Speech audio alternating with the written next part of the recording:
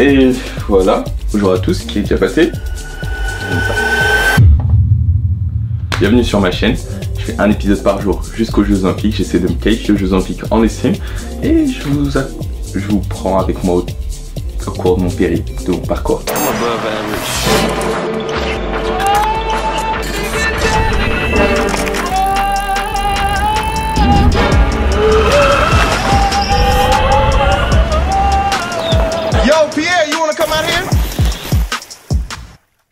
Aujourd'hui j'ai reçu un peu de trucs parce que mercredi soir je dois aller filmer quelque chose, un gros événement, ça va être juste gigantesque, je sais pas ce que je vais pouvoir vous montrer, pas vous montrer. Il y a des trucs même que j'ai acheté, je vais juste les renvoyer à Amazon parce que je les avais pris juste pour ça. Hier j'étais en compétition à Paris, donc le résultat est assez mitigé, il y a des choses qui sont bien, des choses qui sont moins bien. Ce qui est sûr c'est qu'il faut que je continue à travailler. Avec Manu on a trouvé 2-3 axes sur lesquels il fallait que j'avance. Ça me fait penser, on a reçu un couteau, et si je suis le seul à me demander à quel point ces trucs là sont vraiment coupants, je crois qu'on va faire une simulation.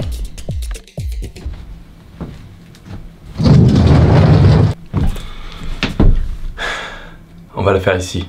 Je sais pas ce que ça va donner, mais soyez prêts. Du coup, on va faire une simulation, et à cet effet, on a ça qui va servir de cobaye en quelque sorte. Comment je le lance? Comme ça? Comme ça?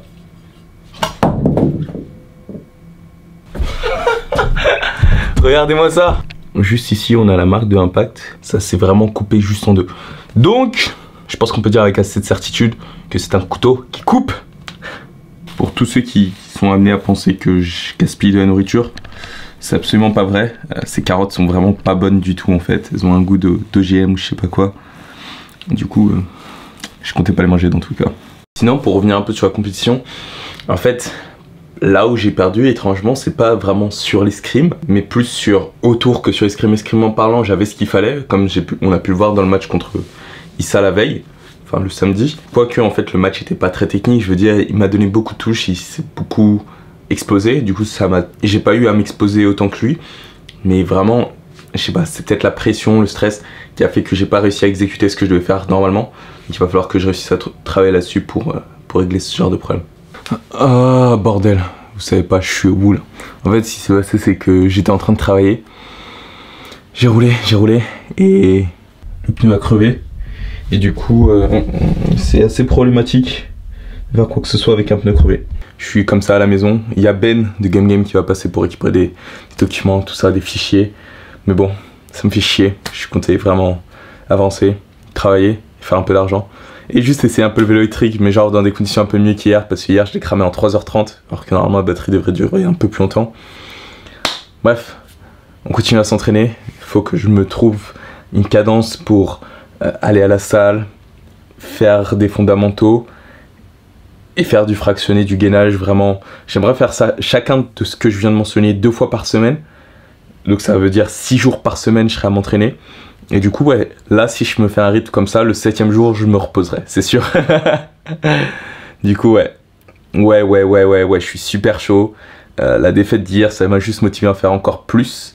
Parce que je pense que c'est le secret, c'est la seule chose que je peux contrôler. Si je suis pas dans un endroit où je suis assez fort pour atteindre mes objectifs, la seule chose que je peux faire c'est faire plus. Me mettre des phases de repos. Parce que maintenant que j'y pense, Manu m'avait parlé de faire des phases de repos comme je vous en ai déjà parlé auparavant. Mais Luigi l'an dernier a eu des phases de repos l'année où il a fait champion du monde. Je me rappelle, il a dû rentrer au pays, etc. pendant les vacances de Noël, il me semble. Si je dis pas de bêtises, Luigi, si tu regardes ça, ce qui me surprendrait, confirme-le-moi. Mais ouais, il me semble que ça faisait vraiment partie de ça. Et même Mélissa me l'a confirmé ce week-end.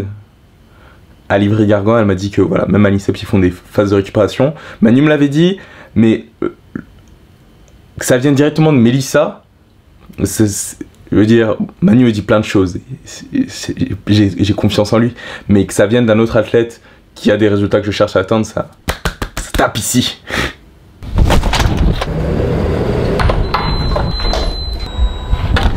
Ben! Ouais.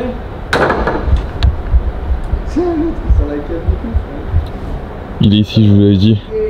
Ça c'est un guerrier.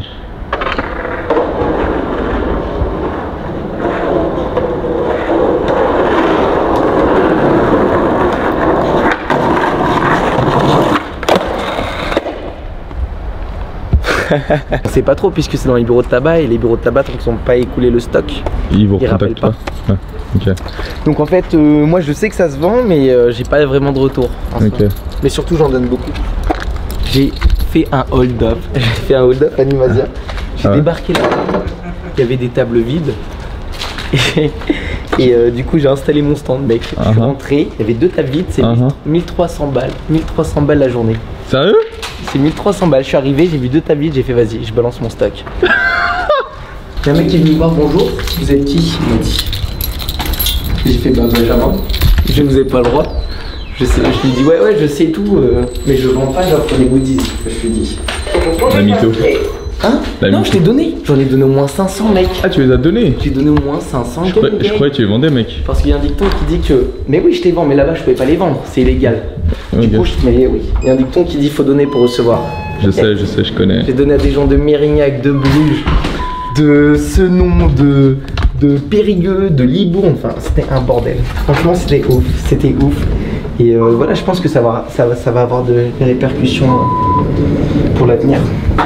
Mais ouais, mec, s'il faut que j'en donne 5000, j'en donnerai 5000. Parce que, bah, de toute façon, Game c'est pas connu. Qui va acheter un produit qui est pas connu? C'est pas possible. Faudrait qu'on fasse une radio des screamers professionnels. Un podcast, ça suffit. Hein? Un podcast, ça suffit. Je sais même pas où je vais. Ah bah, tu vas dans la bonne direction. Je trouve que c'est un guet-apens. Oh là là, oh là là là là, ah oui. C'est la guerre ici.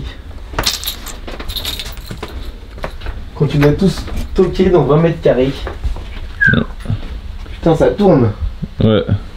À balle d'électronique, ça m'étonne même pas.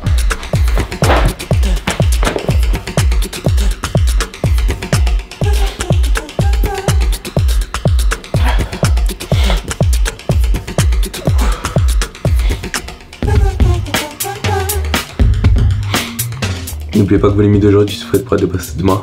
On va continuer comme ça chaque nouveau jour sur la route des Jeux Olympiques. Continuez à travailler, n'arrêtez pas. Des fois vous perdrez en chemin, je me perds en chemin chaque jour. Je m'éparpille entre les divers tâches que j'ai à faire, mais c'est pas grave, faut continuer, ça va se passer. Continuez à croire en vous, continuez à croire en vos rêves. Et faites ça. Dans le prochain épisode de l'Olympique Vlog.